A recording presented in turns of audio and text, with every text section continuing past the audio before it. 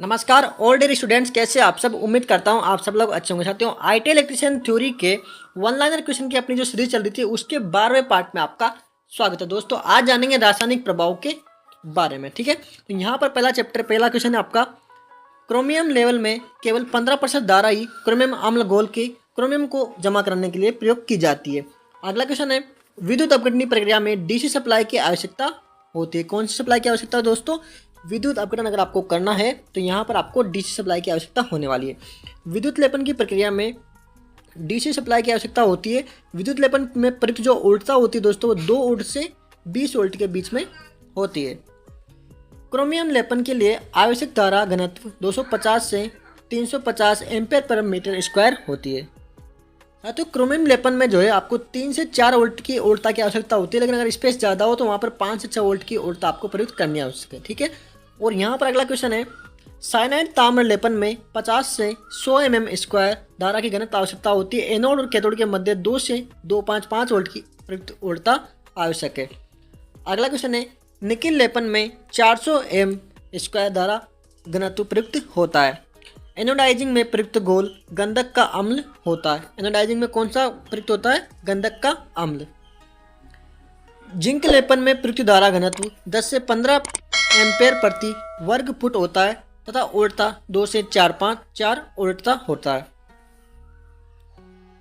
सेलों का ऐसा समूह, जब समूह का आंतरिक प्रतिरोध बाह्य लोड प्रतिरोध के बराबर हो तो समूह अधिकतम धारा प्रदान करेगा। साथ ही जो प्राथमिक सेल होता है उसका जो ईएमएफ होता है वह विद्युत अपघटन और इलेक्ट्रोड दोनों की प्रकृति पर निर्भर करता है। प्राथमिक सेल का आंतरिक प्रतिरोध दोनों इलेक्ट्रोडों के बीच की दूरी के अनुक्रमानुपाती तथा सतह क्षेत्र के व्युत्क्रमानुपाती होता है। इलेक्ट्रोप्लेटिंग के दौरान निक्षेपित पदार्थ की भार वस्तु के आकार और विद्युत की मात्रा कमरे के तापमान पर निर्भर करता है। इलेक्ट्रोलाइट में एल्यूमिन फिनाल ग्लूकोज मिलाने से स्मूथ डिपोजिशन में वृद्धि होती है। साथ ही लेड एसिड बैटरी में इलेक्ट्रोलाइट का जो स्तर होता है वो प्लेटों के स्तर से ऊपर होना चाहिए। लेड एसिड सेल में डिस्चार्जिंग के दौरान टर्मिनल ऊर्जा डिस्चार्ज रेट के साथ घटता है। लेड एसिड बैटरी में सेपरेटर का प्रयोग आंतरिक शॉर्ट सर्किट से बचाने के लिए प्रयुक्त किया जाता है। दोस्तों, जो सेपरेटर होता है वो आंतरिक शॉर्ट सर्किट ना हो उसके लिए यहाँ पर प्रयोग किया जाता है। लेड एसिड बैटरी में फिलर का प्रयोग गैसों के प्रवाह को आसान बनाने के लिए यहाँ पर किया जाता है। अगला क्वेश्चन दोस्तों, प्रत्येक लेड एसिड बैटरी में वेंट प्लग का प्रयोग इलेक्ट्रोलाइट का लेवल चेक करने, पानी को आवश्यकता अनुसार डालने के लिए किया जाता है। किसका प्रयोग? वेंट प्लग का प्रयोग। सल्फेट सेल की पहचान निम्न विशिष्ट गुरुत्व निम्न क्षमता के द्वारा की जाती है।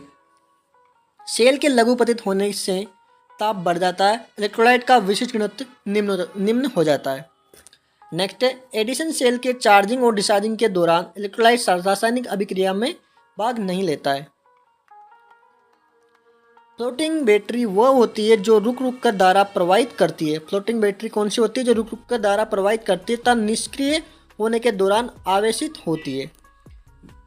नेक्स्ट है, विलयन से विद्युत धारा को प्रवाहित कर लवण के पतले विलयन से धातु को प्राप्त करने की प्रक्रिया को इलेक्ट्रोविनिंग कहते हैं।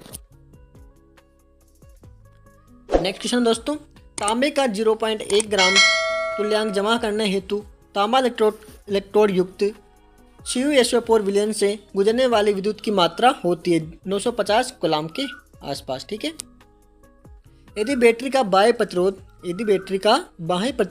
आंतरिक प्रतिरोध की तुलना में काफ़ी बड़ा है तो सर्वोत्तम वर्गीकरण पद्धति कौन सी? वो है श्रेणी क्रम। ठीक है, क्रोमियम प्लेटिंग में एनोड किस पदार्थ का होता है? तो लेड का होता है। विलयन से विद्युत धारा को प्रवाहित कर लवण से पतले विलयन से धातु को प्राप्त करने की प्रक्रिया को क्या कहते हैं? इलेक्ट्रोलिटिक ऑक्सीकरण कहते हैं। एल्यूमिनियम को ऑक्सीकरण बनाने हेतु प्लेटिंग किया जाता है निकिल की। आम्ल ताम्र इलेक्ट्रोप्लेटिंग के लिए बाद कंपोजिशन होना चाहिए। तो यहाँ पर आपका कॉपर सल्फेट H2SO4 साथ ही H2SO4 यहाँ पर होना चाहिए। नेक्स्ट क्वेश्चन है, इलेक्ट्रोप्लेटिंग के विलयन में धन आयन कौन से होते हैं?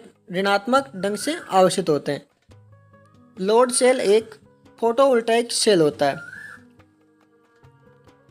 अगला क्वेश्चन है, स्थिर वोल्टता वोल्टेज स्रोत में आंतरिक प्रतिरोध निम्न होता है। असमान EMF वाली दो बैटरियों को केवल श्रेणी में ही लगाया जा सकता है। आप यहाँ पर देख सकते हैं, अगर असमान वोल्टेज की EMF की दो बैटरियाँ हैं तो उनको आप जो है यहाँ पर श्रेणी में लगा सकते हैं। श्रेणी लैंप में किसी एलिमेंट के सत्यता की जांच करते हुए समय यदि उपकरण में शॉर्ट सर्किट हो तब टेस्ट लैंप तेज प्रकाश के साथ जलेगा। अगर शॉर्ट होगा, उसको टेस्ट कर रहे हैं तो वहाँ पर क्या होगा, प्रकाश जो है तेज जलेगा। किस उपकरण में विद्युत धारा के उत्पन्न प्रभाव का प्रयोग किया जाता है, तो बिजली की फर्नेस में। ठीक है साथियों, आज का जो अपना रासायनिक प्रभाव वाला जो टॉपिक है वो यहाँ पर सफलतापूर्वक कंप्लीट हो चुका है। नेक्स्ट पार्ट जो है पार्ट 13 वो जल्दी आ जाएगा। अगर आपको वीडियो अच्छी लगे तो वीडियो को जो है शेयर कीजिए। मिलते हैं नेक्स्ट वीडियो में, तब तक के लिए जय Hind. Subscribe now and press the bell icon. Never miss an update.